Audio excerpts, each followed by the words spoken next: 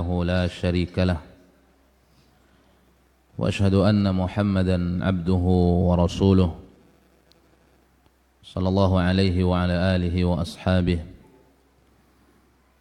ومن سار على نهجه وتمسك بسنته واقتفى أثره إلى يوم الدين وسلم تسليما كثيرا أما بعد اللهم علمنا ما ينفعنا وانفعنا بما علمتنا اللهم اشرح بالعلم صدورنا ونور قلوبنا وصحح به أجسادنا إنك على كل شيء قدير اللهم أصلح لنا شأننا كله ولا تكلنا إلى أنفسنا طرفة عين اللهم زدنا علما وارزقنا فهما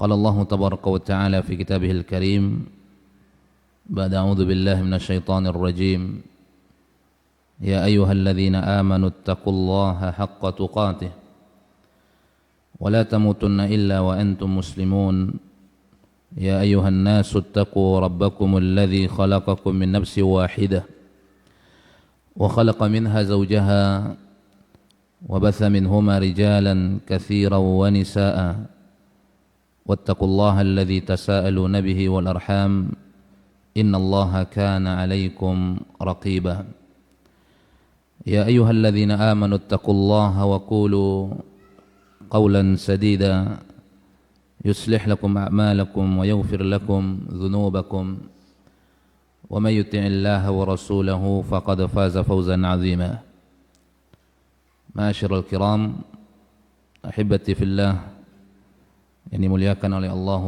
Azza wa Jal, marilah senantiasa kita memuji Allah Subhanahu wa Ta'ala atas limpahan nikmat karunia yang senantiasa dicurahkan, dilimpahkan oleh Allah Tabaraka wa Ta'ala.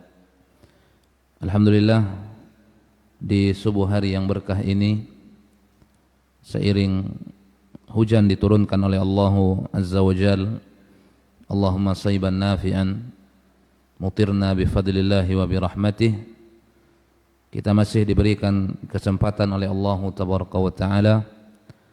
Pertama, memenuhi panggilan azan, melakukan kewajiban sebagai seorang muslim, terkhusus bagi kaum laki-laki, an tuqamas salah fi jama'atin, bahwa salat wajib dilakukan dengan secara berjamaah bersama kaum muslimin.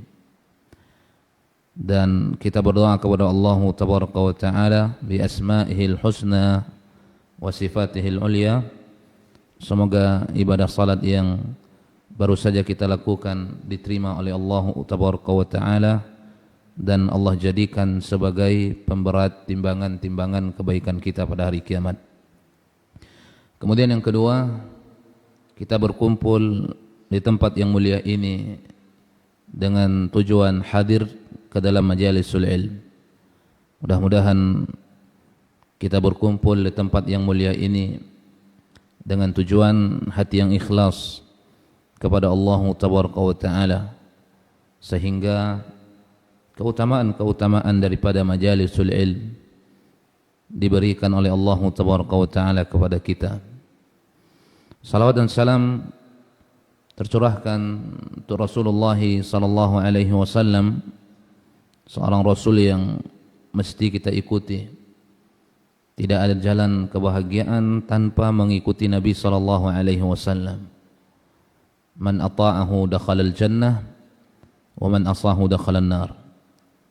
Yang taat kepada Nabi sallallahu alaihi wasallam, mengikutinya aqidatan wa ibadatan wa sulukan dalam perkara-perkara akidah, mengacu kepada akidah yang ditanamkan oleh Nabi sallallahu alaihi wasallam min bidayati da'watihi ila an tufi Rasulullah sallallahu alaihi wasallam, semenjak Nabi diutus oleh Allah Tabaraka wa Ta'ala sampai Nabi diwafatkan oleh Allah Azza wa Jalla. Kemudian bagaimana ibadahnya mengacu kepada ibadah Nabi sallallahu alaihi wasallam. Nabi mengatakan, sallu kama ra'aitumuni usalli. Nabi juga mengatakan lita'khudhu anni manasikakum. Maka seluruh bagaimana semestinya ibadah yang kita lakukan, kaifiahnya kembali kepada apa yang dicontohkan oleh Nabi sallallahu alaihi wasallam. Kemudian begitu juga perkara-perkara suluk, perkara-perkara akhlak, perkara-perkara muamalah, hendaknya semuanya mengacu kepada apa yang telah datang dari Nabi sallallahu alaihi wasallam. Innama bu'ithtu liutammima makarimal akhlaq. Sebuah hadis yang dikeluarkan oleh Imam Malik dalam kitabnya Al-Muwatta. Sesungguhnya aku diutus untuk menyempurnakan akhlak yang baik, kata Nabi SAW. Maka dari sini dapat kita pahami bahwa kewajiban kita di muka bumi ini secara garis besar ada dua. Yang pertama, selalu menjaga huququllah tabaraka wa ta'ala. Yang kedua, menjaga hak-hak makhluk yang diperintahkan oleh Allah tabaraka wa ta'ala. Tercurahkan salawat dan salam untuk keluarga Nabi ahlu baitihi at-tayyibin at-tahirin, seluruh para sahabatnya ridwanullahi alaihim ajma'in, wa man tabi'ahum bi ihsanin ila yaumiddin. Ma'asyiral ikhwah yang dimuliakan oleh Allah azza wa jalla, insyaallah mulai pagi ini dan pertemuan-pertemuan berikutnya kita akan membahas sebuah risalah mukhtasarah yang ditulis oleh Imam Al-Mujaddid Muhammad bin Abdul Wahhab At-Tamimi rahimahullah, yang berjudul Wajibuna nahwa ma amarana Allahu bih. Wajibuna nahwa ma amarana Allahu bih. Kewajiban kita terhadap perintah-perintah Allah tabaraka wa ta'ala. Karena sejatinya perintah Allah azza wa jalla tidak hanya untuk ditegakkan, tidak hanya untuk dilakukan. Banyak orang yang melakukan perintah-perintah Allah tabaraka wa ta'ala tidak ada asar pengaruh dalam kehidupannya. Allah tidak memberkahi dirinya di dalamnya dan tidak menggiringnya kepada kebaikan-kebaikan karena perintah itu sekedar dia lakukan. Padahal di dalamnya setelah digali oleh para ulama kita, di antaranya Al-Imam Al-Mujaddid Muhammad bin Abdul Wahhab rahimahullah, di dalam perintah-perintah Allah tabaraka wa ta'ala ada sab'a maratibah. Ada 7 tingkatan yang mesti diperhatikan oleh setiap muslim, setiap muslimah. Ada 7 tingkatan, 7 poin. Ketika dia lakukan 7 poin ini, ma'asyiral ikhwah, maka perintah yang dia tegakkan dan perintah yang dia lakukan, dengannya Allah tabaraka wa ta'ala memberkahi dirinya di dalam kehidupannya, karena sebab dia melakukan perintah-perintah Allah tabaraka wa ta'ala. Melakukan perintah Allah tabaraka wa ta'ala itu hanya satu martabah, satu tingkatan, dan itu bukan tingkatan yang pertama, bukan tingkatan yang kedua, bukan tingkatan yang ketiga, melainkan itu tingkatan yang keempat. Tapi berapa banyak orang sekarang terhadap perintah Allah tabaraka wa ta'ala sekedar melakukan. Salat sekedar salat, puasa sekedar puasa. Kalau salat sekedar salat, kita perhatikan bagaimana salat yang dinilai oleh Nabi SAW terhadap Arab Badui. Nabi perhatikan dia salat dari takbir sampai salam, diperhatikan oleh Nabi SAW. Setelah Arab Badui ini salat, datang kepada Nabi SAW. Semua hadis semua kita pasti tahu. Datang kepada Nabi SAW, tapi kita sekarang ingin mengambil pelajaran dari situ. Kita kaitkan bagaimana ternyata terhadap perintah-perintah Allah Ta'ala ternyata tidak sekedar untuk kita lakukan, tapi ada 7 tingkatan yang mesti kita perhatikan di dalamnya. Arab Badui ini datang ke Masjid Nabawi, dia salat, dan Nabi perhatikan salatnya dari awal sampai akhir. Begitu dia mengucapkan salam dari salatnya, maka dia menghampiri Nabi SAW, bersalam kepada Nabi SAW, karena dia tahu yang duduk di situ adalah Nabi SAW. Apa kata Nabi SAW? Nabi mengatakan, "Salli fa innaka lam tusalli." Salatlah engkau, kata Nabi, sesungguhnya engkau belum melakukan salat. Padahal dia baru melakukan salat. Tapi salat yang dia lakukan, kewajiban yang dia tegakkan, tidak dinilai ada oleh Nabi SAW. Nabi tidak mengatakan, salatlah engkau, sesungguhnya salat engkau itu tidak sah. Kalau Nabi mengatakan salat engkau tidak sah, berarti salatnya dinilai apa? Dinilai ada, tetapi tidak sah. Tapi Nabi mengatakan bukan tidak sah. Nabi anggap salat Arab Badui itu seakan-akan tidak ada. Makanya Nabi menggunakan fa innaka lam tusalli. Sesungguhnya engkau belum salat. Nabi tidak mengatakan sesungguhnya salat engkau tadi tidak sah, maka ulanglah. Tapi Nabi mengatakan sesungguhnya engkau belum salat. Dianggap salatnya tidak ada. Padahal dia baru salat. Kemudian Arab Badui ini salat yang kedua kalinya, sama jawaban Nabi. Sampai 3 kali sama jawaban Nabi SAW. Apa kata Arab Badui ini? Wallahi walladhi ba'athaka bil haqq, demi zat yang telah mengutusmu dengan kebenaran wahai Muhammad, wallahi ma uhsinu ghairahu fa'allimni. Demi Allah, aku tidak mampu melakukan salat yang lebih bagus dari salat yang barusan aku lakukan ini. Kalau memang tidak benar salatku wahai Muhammad, ajarkan aku bagaimana melakukan salat dengan benar. Diajarkan oleh Nabi SAW dari takbir, kemudian bagaimana rukuknya, bagaimana i'tidalnya, bagaimana sujudnya, bagaimana duduk di antara 2 sujud, bagaimana melakukan tahiyyah dan apa yang dibaca. Allamahu Nabi sallallahu alaihi wasallam. Nabi SAW mengajarkan Arab Badui tadi. Setelah Nabi mengajarkan min bidayatihi ila akhirih, dari awal sampai terakhir, Nabi mengatakan kepada Arab Badui ini, waf'al dzalika fi salatika kulliha. Terapkan cara salat yang aku ajarkan ini kepadamu pada seluruh salat yang kau lakukan. Diajarkan oleh Nabi SAW. Ini menunjukkan apa? Bahwa terhadap perintah-perintah Allah Azza wa Jal, kita itu tidak hanya sekedar melakukan. Berapa banyak orang yang melakukan perintah ternyata tidak Allah terima.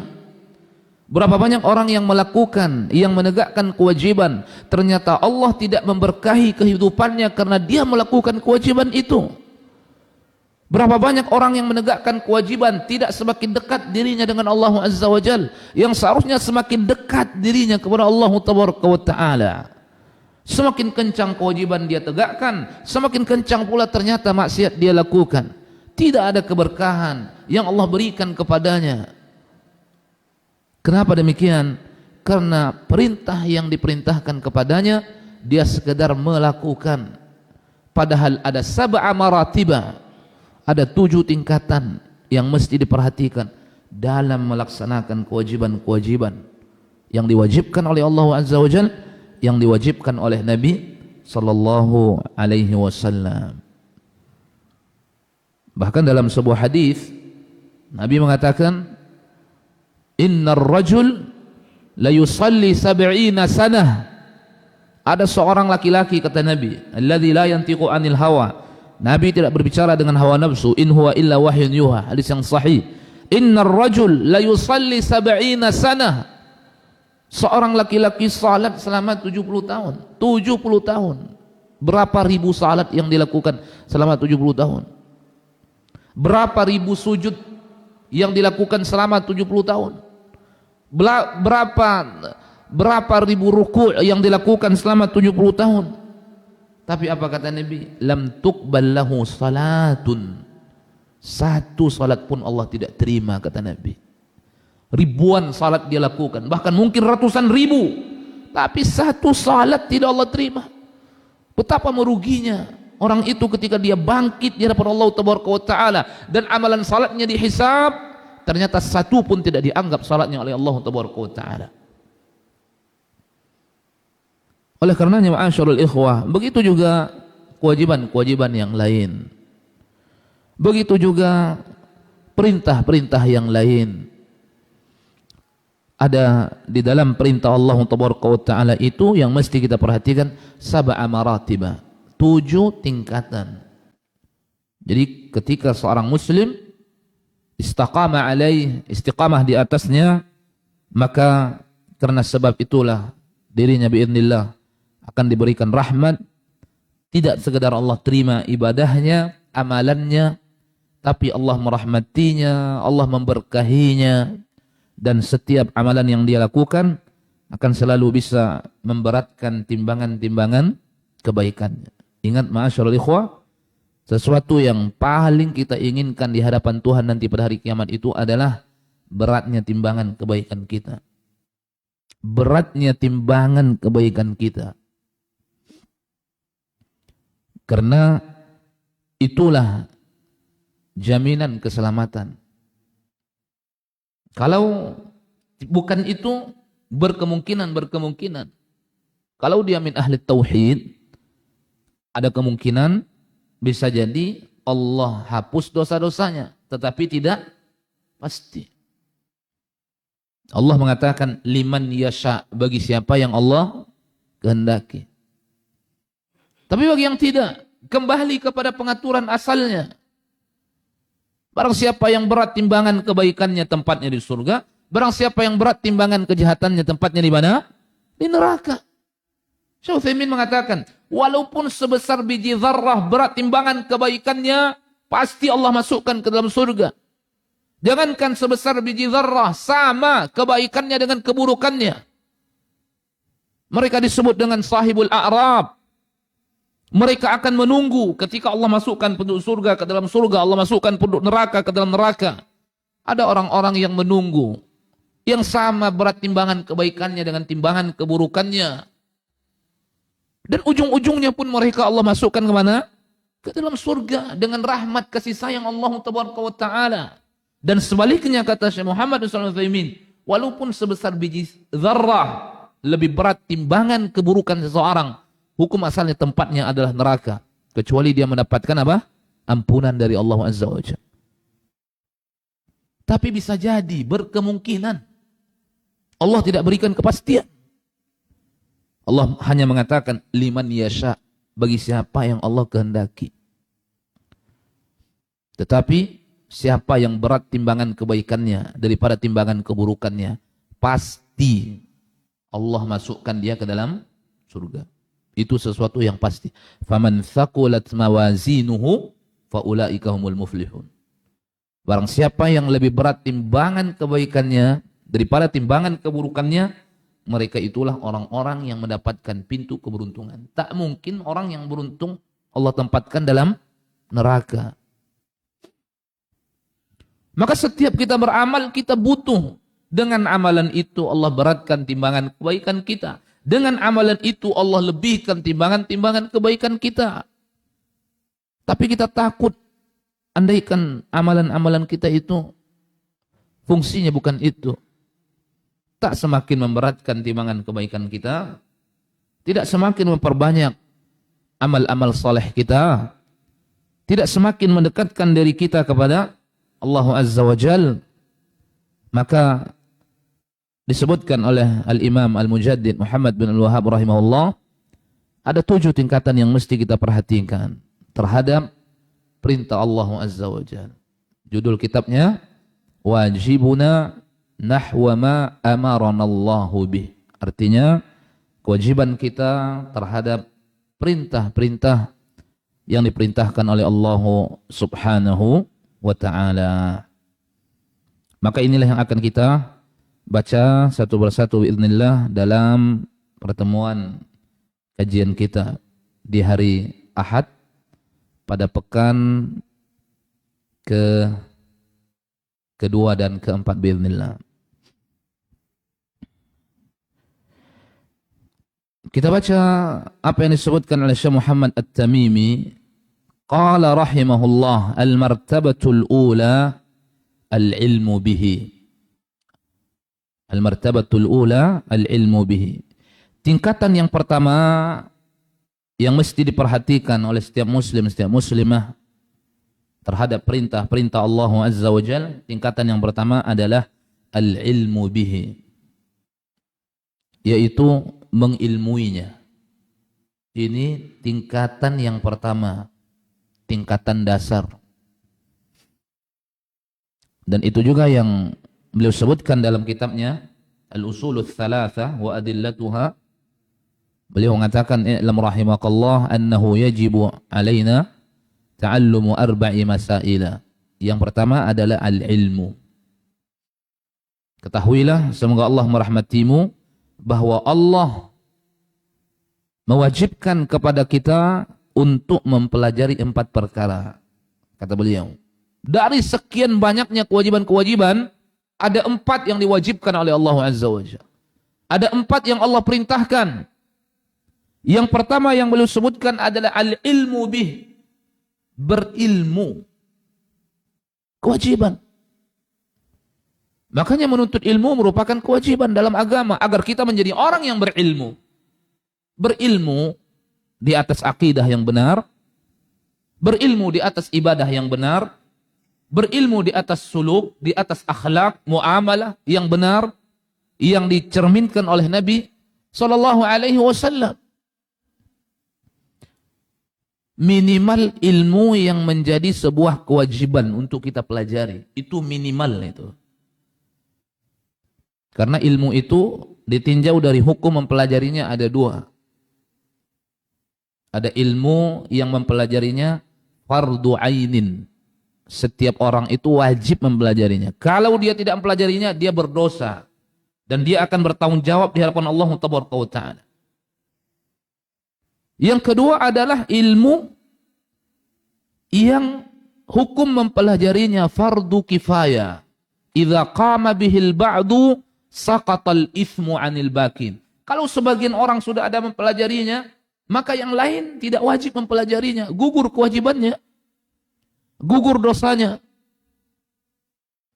Adapun ilmu-ilmu yang wajib dipelajari adalah ilmu yang dengannya seseorang tidak mungkin lurus agamanya.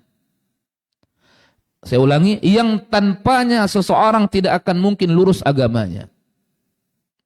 Ilmu yang wajib dipelajari adalah yang tanpanya, tanpa mempelajarinya, seseorang tidak akan mungkin lurus agamanya. Tidak akan mungkin lurus salatnya, tidak akan mungkin lurus puasanya, tidak akan mungkin lurus zakatnya, tidak akan mungkin lurus hajinya, tidak akan mungkin lurus umrahnya. Di antaranya rukun Islam, di antaranya rukun iman. Ini ilmu yang wajib dipelajari setiap individu muslim. Dan setiap individu muslimah, kalau mereka tidak mempelajarinya, maka mereka berdosa. Dan Allah akan meminta pertanggungjawaban di hadapan Allah Ta'ala pada hari kiamat. Ilmu tentang salat, ilmu tentang puasa, ilmu tentang zakat, yang menjadi sebuah kewajiban, yang tanpanya tidak mungkin agama seseorang itu lurus, maka menjadi sebuah kewajiban mempelajarinya. Barang siapa yang tidak mempelajarinya, maka akan diberi dosa oleh Allah Ta'ala. Kemudian ilmu-ilmu yang hukumnya bukan sebuah kewajiban, mempelajarinya seperti ilmu yang terkait dengan dakwah.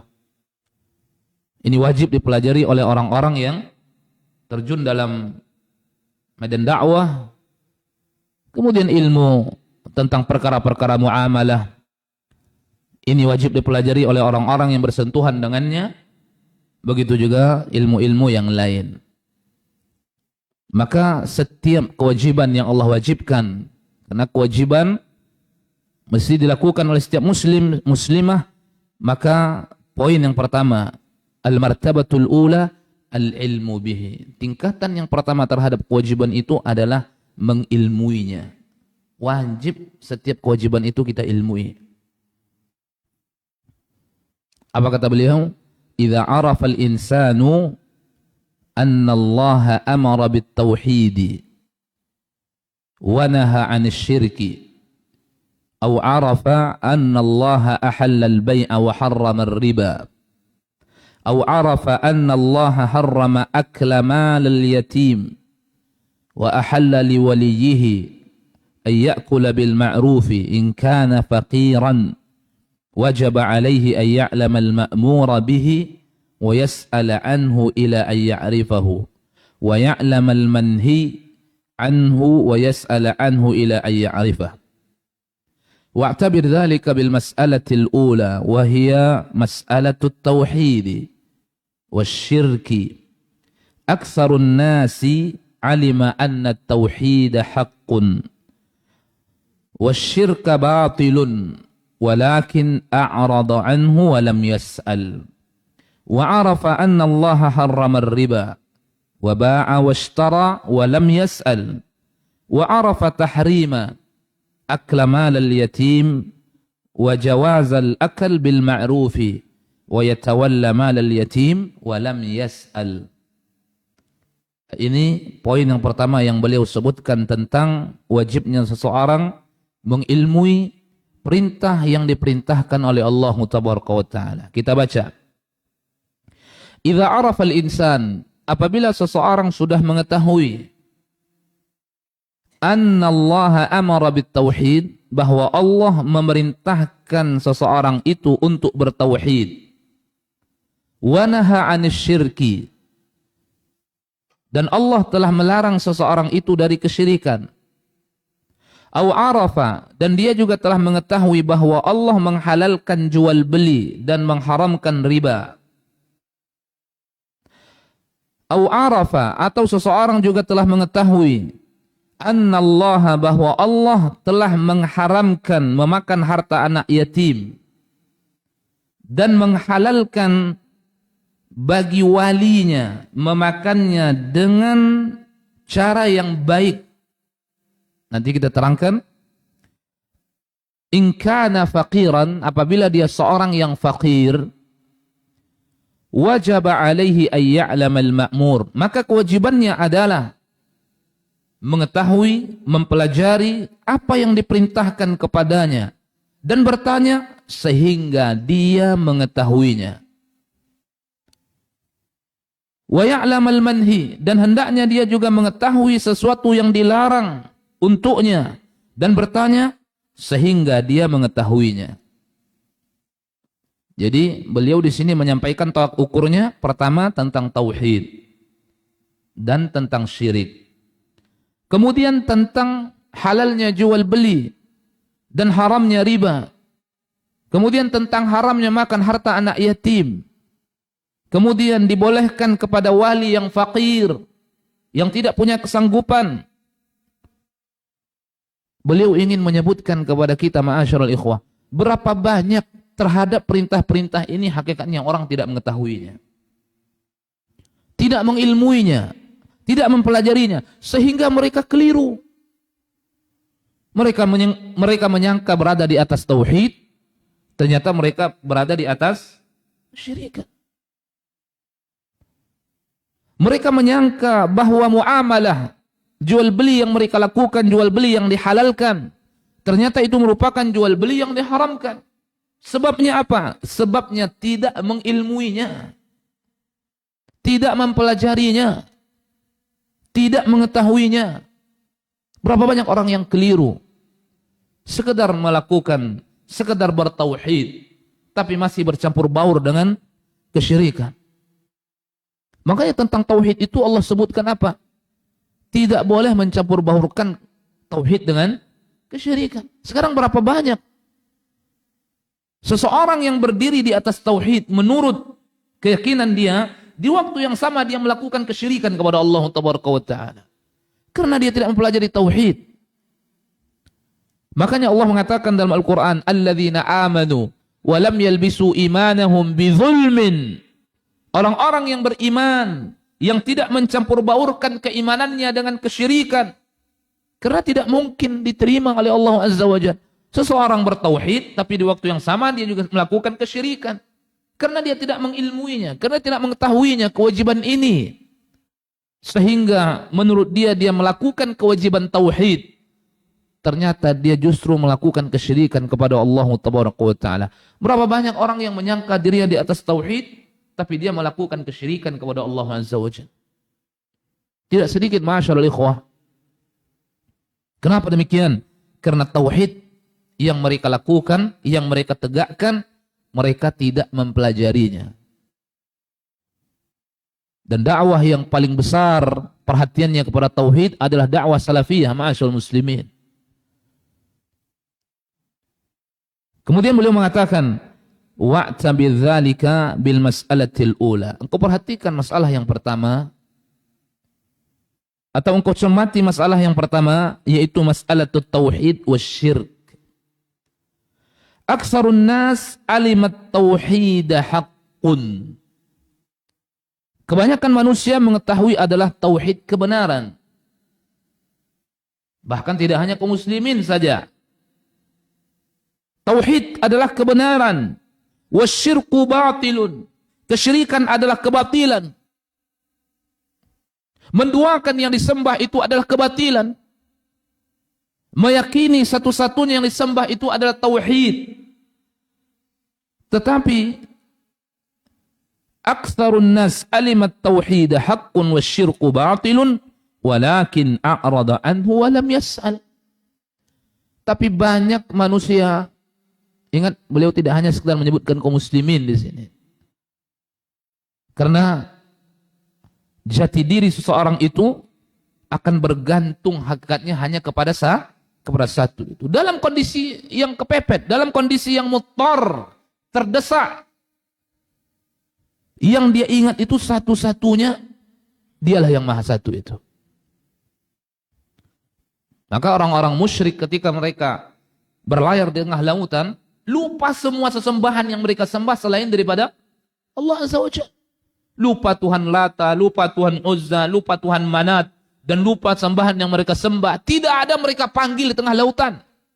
Tuhan-Tuhan yang mereka sembah selain daripada Allah Azza wa Jalla. Satu-satu yang mereka panggil itu hanya siapa? Allah.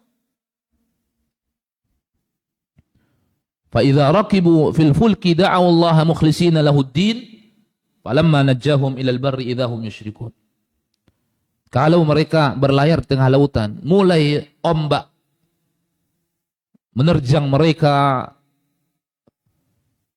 da'awullaha mukhlishina lahuddin, maka mereka pun berdoa kepada Allah sangat dan betul-betul ikhlas dan mengikhlaskan doanya. Ini Allah yang menyebutkan, bukan kita yang mengarang-arang. Bayangkan orang yang biasa melakukan kekafiran dan hidup di atasnya, melakukan kesyirikan dan hidup di atasnya, berlayar tengah lautan ketika ombak menerjang mereka dan mereka mulai takut, mulai khawatir akan kematian di tengah lautan. Apa kata Allah? Da'awullaha mukhlishina lahuddin. Mulai mereka berdoa, meminta kepada Allah satu-satunya dan mereka lakukan dengan ikhlas. Tidak ada Tuhan-Tuhan yang mereka sembah, yang mereka panggil di tengah lautan ketika itu, tidak ada. Makanya kata Syekh Muhammad At-Tamimi, kesyirikan yang terjadi di masa kita lebih parah daripada kesyirikan terjadi di masa jahiliyah. Di masa jahiliyah dalam kondisi mendesak, seluruh Tuhan yang mereka sembah selain daripada Allah itu mereka lupa. Satu-satunya sembahan yang mereka ingat hanya satu, yaitu Allah Azza wa Jalla. Makanya Syekh Muhammad mengatakan dalam kitabnya kitab Qawaidul Arba', 4 kaidah memahami tauhid dan memahami kesyirikan, anna musyriki zamanina hadha aghlada syirkan minal awwalin fa innal awwalin yusyrikuna fir rakha wa yukhlisuna fis shiddah fa inna musyriki zamanina syirkuhum daiman fir rakha wa shiddah. Maka beliau membawakan sebuah ayat, fa idza raqibu fil fulki da'u Allah mukhlishina lahuddin falamma najjahum ilal barri idza hum yusyrikun. Sesungguhnya kesyirikan yang terjadi, yang dilakukan oleh orang-orang musyrik di masa kita, itu lebih parah daripada orang-orang musyrik di masa dahulu. Yang hidupnya di masa itu Abu Jahal, yang hidup di masa itu Abu Lahab, dan sahabat-sahabatnya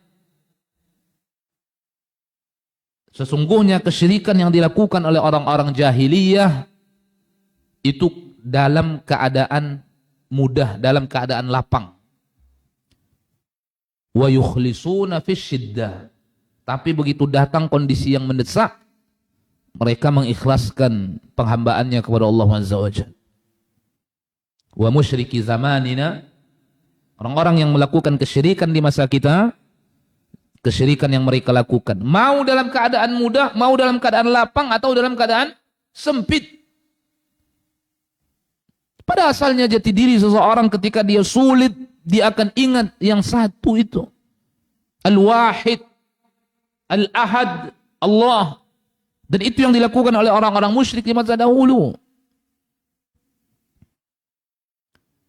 Tapi berapa banyak orang yang mengerti tentang tauhid ini, artinya mengerti kewajiban, sesuatu yang hak. Berapa banyak pula di antara mereka tidak mau belajar tauhid. Padahal sudah tahu kewajiban. Tahu kewajiban. Tapi berapa banyak kaum muslimin yang mengetahui tauhid itu adalah kewajiban, mereka tidak mau mempelajarinya. Ketika mereka tidak mempelajarinya, ketika itulah terjadi pencampuran antara tauhid dengan syirik. Sekedar tahu tauhid itu adalah kewajiban, sekedar tahu tauhid itu adalah yang hak, tapi tidak mempelajarinya, tidak mengilmuinya, tidak mendalaminya, tidak memahaminya, walam yas'al, dan dia tidak bertanya, sehingga terjadilah pencampuran antara tauhid dengan syirik. Mereka meyakini, mereka mentauhidkan Allah Azza wa Jalla. Di waktu yang sama mereka melakukan kesyirikan. Mereka meyakini mereka berdiri di atas tauhid. Di waktu yang sama mereka berdiri di atas kesyirikan. Walam yas'al. Karena mereka tidak bertanya, tidak belajar, tidak mencari tahu. Apalagi kesyirikan ini sesuatu yang disebutkan oleh para ulama itu sangat halus dan sangat tipis sebagiannya.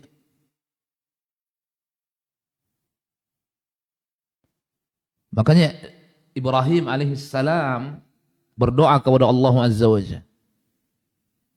Apa kata Ibrahim disebutkan oleh Rabbuna Jalla wa Ala? Wajnubni wa baniya an na'budal asnam. Itu imamul muwahhidin wa abul anbiya, pemimpin para ahli tauhid dan bapaknya para nabi.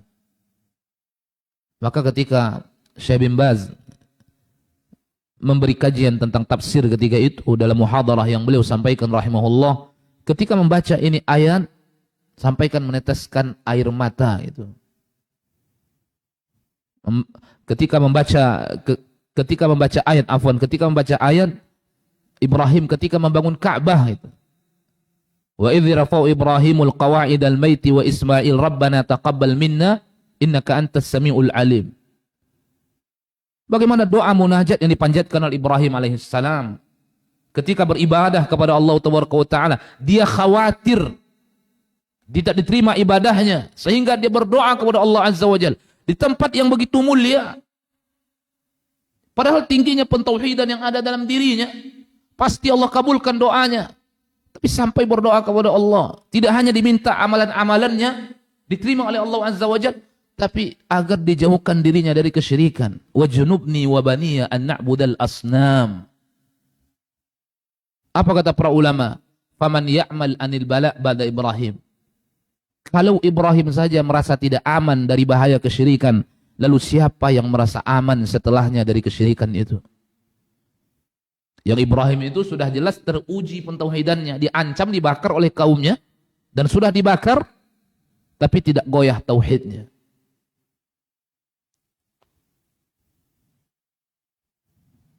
Jadi banyak orang yang mengerti tauhid adalah kewajiban, kesyirikan adalah sesuatu yang Allah haramkan, tapi banyak juga orang yang tidak mau belajar tauhid, tidak mau belajar syirik. Wajib bagi seseorang mempelajari tauhid agar dia bisa berdiri di atas tauhid. Dan wajib bagi seseorang mempelajari tentang kesyirikan agar dia bisa menjauhkan dirinya dari kesyirikan. Sebagaimana kewajiban seseorang mempelajari kewajiban-kewajiban di dalam agama, mempelajari kebaikan-kebaikan di dalam agama, maka wajib baginya mempelajari pintu-pintu keburukan. Maka salah satu daripada sahabat Nabi SAW berkata, "Kana an-nasu yas'aluna Rasulullah sallallahu alaihi wasallam 'anil khairi wa kuntu as'aluhu 'anil syarr, makhafata yudrikani fi." Banyak di antara orang-orang di masa Nabi itu bertanya kepada Nabi tentang pintu-pintu kebaikan. Bertanya tentang salat, bertanya tentang bakti, bertanya tentang jihad. Bertanya tentang kebaikan-kebaikan.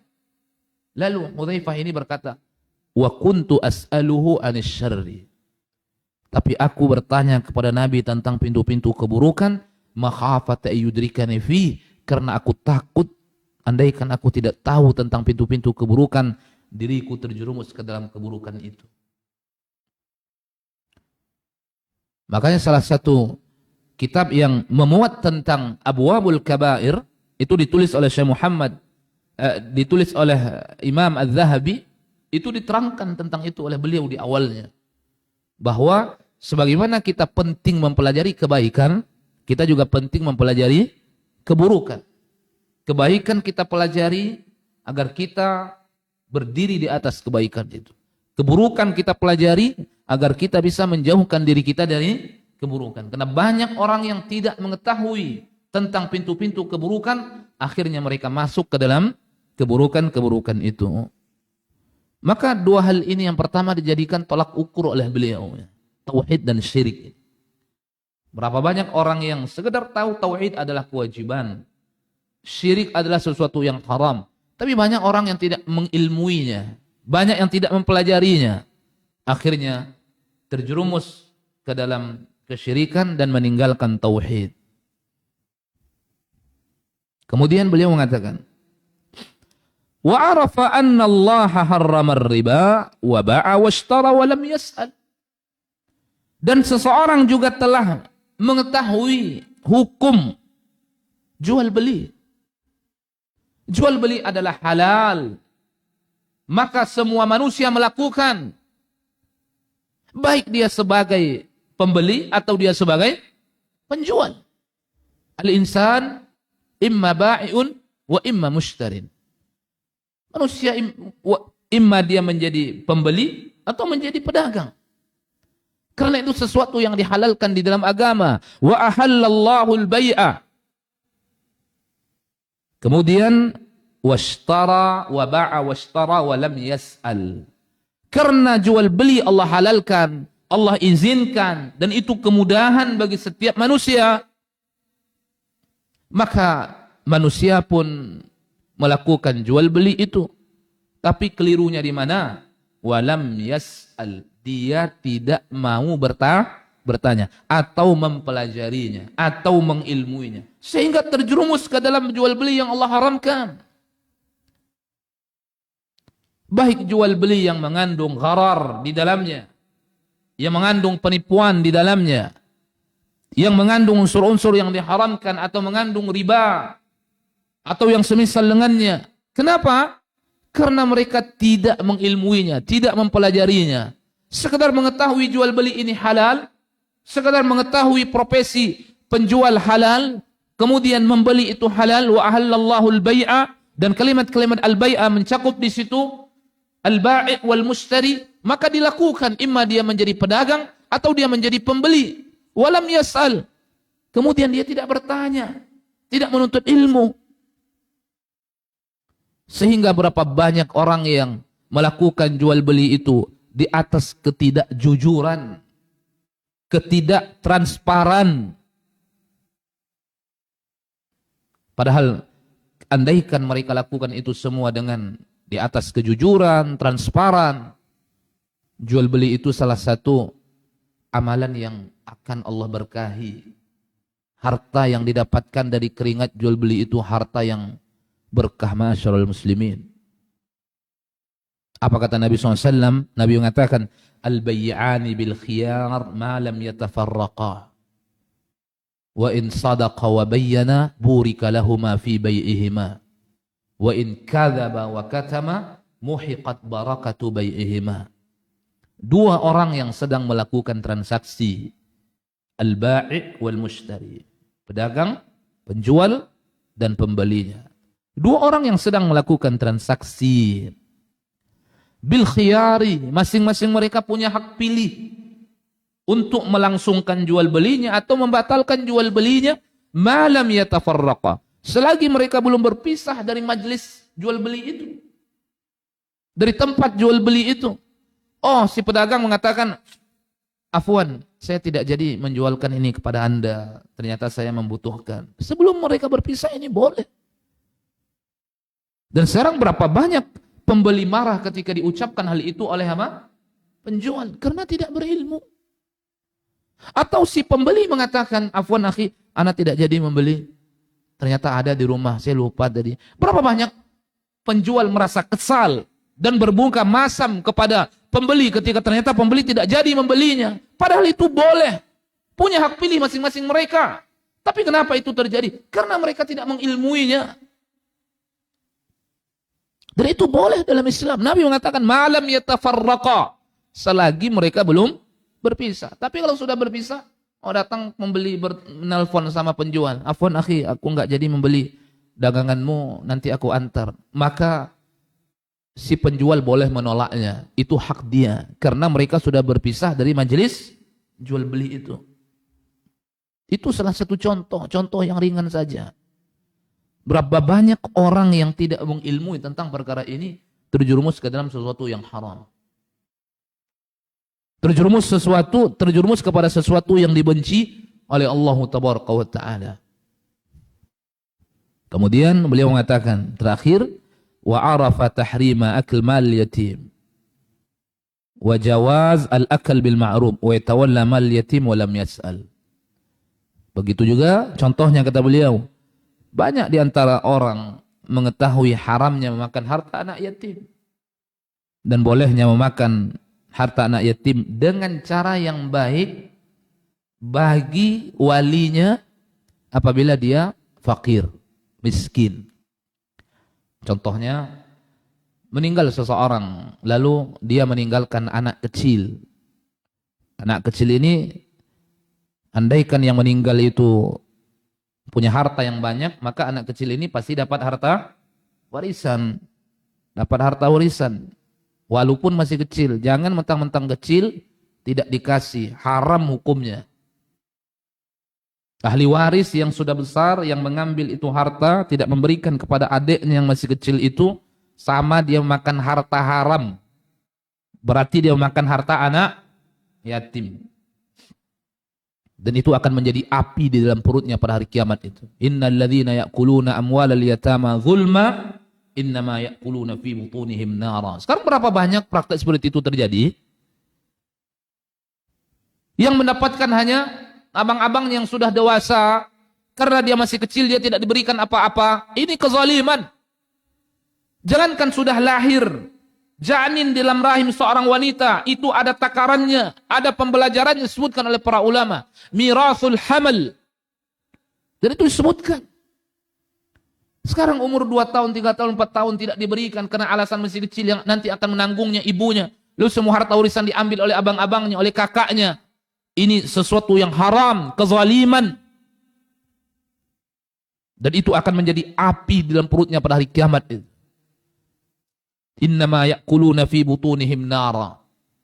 Itu kenapa? Karena tingginya kecintaan seorang kepada harta. Dan itu Allah sebutkan dalam surah Al-Fajr.